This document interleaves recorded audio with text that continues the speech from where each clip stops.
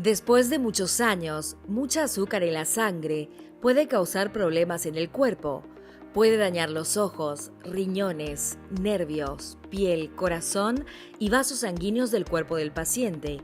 Por eso ahora nuestro objetivo es conocer mejor las enfermedades crónicas producidas por la diabetes. Temas a desarrollar. ¿Por qué suceden las enfermedades crónicas de la diabetes? Hiperglucemia, prediabetes, manifestaciones, gestaciones, evaluación, tratamientos. Las complicaciones de la diabetes pueden ser agudas y crónicas.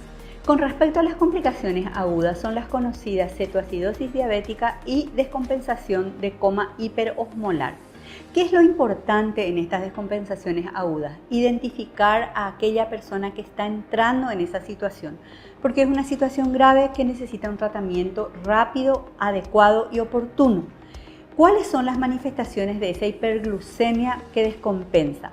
La persona orina mucho, que es la poliuria, tiene muchísima sed, que es la polidipsia, tiene un apetito exagerado, que es la polifagia, y además tiene una historia de pérdida de peso. Entonces, esta persona debe ser evaluada con una glucemia capilar pronta, con una glucemia de laboratorio y tiene que ser derivada para un tratamiento adecuado en un centro donde pueda ser internada. Otra de las situaciones de complicación para la diabetes son las complicaciones crónicas. ¿Por qué suceden estas complicaciones crónicas? Necesitan dos cosas: hiperglucemia y tiempo. Nadie puede tener complicaciones crónicas si es que no tiene una hiperglucemia o mal control de la diabetes durante mucho tiempo. ¿Por qué razón estas complicaciones crónicas en la diabetes tipo 2 tienen que ser evaluadas desde el momento del diagnóstico? Porque la historia de la diabetes tipo 2 empieza mucho antes del diagnóstico. Empieza con la historia de la prediabetes. Ustedes saben, la intolerancia a la glucosa o prediabetes puede preceder al diagnóstico en 15 o 20 años inclusive. Y después tenemos la situación de la diabetes que ya está presente pero no está diagnosticada porque no da manifestaciones enseguida. Si nosotros pensamos que el criterio para diabetes tipo 2 o diabetes en general es glucemia por encima de 126 miligramos, esto no da manifestaciones, ni 140 ni 150. La primera manifestación empieza a partir de los 180 miligramos por decilitro, que es la poliuria. Esa es la primera manifestación. Entonces la persona tiene diabetes y no sabe que está con esa situación, por lo tanto la complicación crónica ya puede estar gestándose también. Entonces, cuando se hace el diagnóstico de diabetes tipo 2 hay que evaluar complicaciones crónicas. ¿Qué significa eso? Evaluar los ojos de la persona, porque ahí puede estar la retinopatía diabética. Pero los ojos de esa persona no es que uno va a esperar que tenga manifestación para evaluar. Es obligatorio evaluarla desde el diagnóstico y cada año, anualmente, por un oftalmólogo, por un especialista, el cual tiene que mirar lo que llamamos nosotros como fondo de ojo o retina. Y ahí se evalúa en qué situación está, si no está presente la retinopatía o si la retinopatía está y en qué grado está. Entonces la retina debe ser evaluada por el oftalmólogo. El oftalmólogo también va a definir si el grado de retinopatía que presenta el paciente necesita un estudio más avanzado, como sería la angiofluoresceínografía. Y eso también define si se necesita un tratamiento específico. Recuerden que hay muchos tratamientos que podemos utilizar en la retinopatía diabética, como el tratamiento con sustancias específicas para cerrar aquellos problemas de microaneurismas que tiene la persona o las hemorragias que ya está teniendo, o el tratamiento con láser, que son tratamientos realizados por los especialistas, pero nosotros tenemos que saber en qué momento derivarles a ellos. ¿Qué otro órgano vamos a evaluar cuando hablamos de complicaciones crónicas? Tenemos que evaluar los riñones. ¿Cómo se hace esta evaluación? No solo con el dosaje de urea y creatinina, porque si nosotros esperamos tener alteraciones de la urea y creatinina, ya vamos a tener una nefropatía muy avanzada y va a ser poco lo que podamos hacer con nuestro paciente. Entonces, tenemos que evaluar una vez al año el nivel de pérdida de proteínas en la orina de 24 horas, lo que conocemos como proteinuria de 24 horas. Y también junto con ese análisis se hace el aclaramiento de creatinina o clearance de creatinina, que nos va a decir en qué porcentaje aproximadamente están filtrando los riñones. Aunque el especialista, o sea, el nefrólogo en este caso, vaya a indicar las mismas recomendaciones que nosotros, que es seguir un buen control metabólico, mantener la alimentación adecuada, es importante que evalúe a aquel paciente que ya está teniendo un toque renal, porque su visión va a ser un poquito diferente que la visión de nosotros que somos solamente clínicos o somos médicos de familia. El especialista debe evaluarle. Le va a pedir probablemente también una ecografía de los riñones y algo más si amerita. Por lo tanto, una vez al año evaluar los riñones de nuestro paciente. Hay otras dos complicaciones, una de ellas microvascular y otra macrovascular, que se concentran sobre todo en un órgano o en un miembro, ¿verdad? Que es el miembro inferior, que es el conocido pie diabético que siempre nos preocupa tanto. Para que este pie diabético se desarrolle o aparezca, quiere decir que están presentes esas dos complicaciones. La microangiopática, que es la neuropatía diabética, y la macroangiopática, que es la vasculopatía diabética.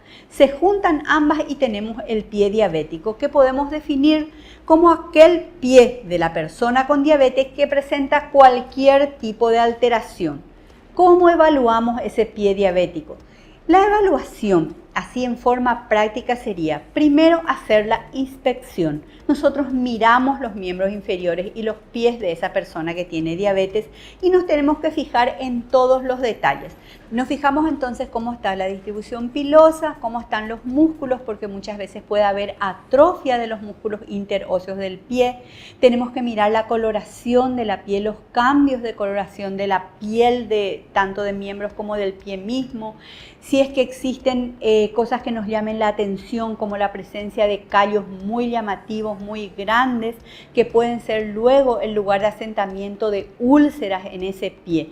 Por lo tanto, hay que mirar los miembros inferiores.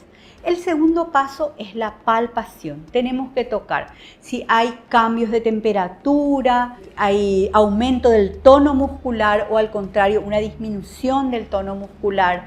Tenemos que en la palpación buscar los pulsos de esos miembros inferiores, sobre todo 3 pulsos vamos a buscar: el tibial posterior, el pulso pedio y el pulso popliteo. Con eso nosotros ya tenemos una idea de cómo está la circulación de los miembros inferiores. Pueden estar disminuidos, pueden estar abolidos o podemos encontrarnos con arterias que se palpan endurecidas. Todo tiene que llamarnos la atención. Luego de eso vamos a buscar con un instrumento que es el diapasón. Nosotros vamos a buscar cómo está la sensibilidad vibratoria, que es la primera que se pierde en el pie. Y eso podemos hacerlo todos, es muy fácil de realizar.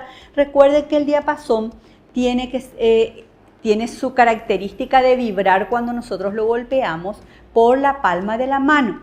Esa vibración vamos a buscar en los miembros inferiores y el primer lugar donde vamos a colocar es el dedo gordo del pie de la persona y comparar el pie derecho con el pie izquierdo. A nosotros no nos interesa si la persona con diabetes siente el diapasón, lo que nos interesa es si siente la vibración y es lo que le vamos a preguntar, y el examen siempre con los ojos cerrados el paciente para que no induzcamos su respuesta, ¿verdad? Entonces, si es que tiene abolida esa sensibilidad, nosotros ya nos estamos orientando a que tiene una neuropatía diabética. Otra de las cosas que vamos a buscar también es la sensibilidad dolorosa. Esa sensibilidad dolorosa no es conveniente hacerla con una aguja, pues lastimamos las terminaciones nerviosas.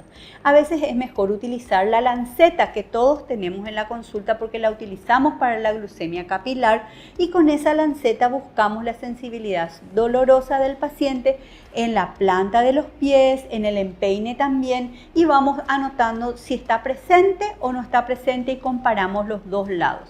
La neuropatía diabética también y sobre todo la autonómica puede presentarse también en otros órganos del cuerpo. En el estómago, algo que nos tiene que llamar la atención es cuando la persona con diabetes empieza a relatar que siente pesadez a nivel de epigástrico todo el tiempo, que tiene una sensación de digestión lenta.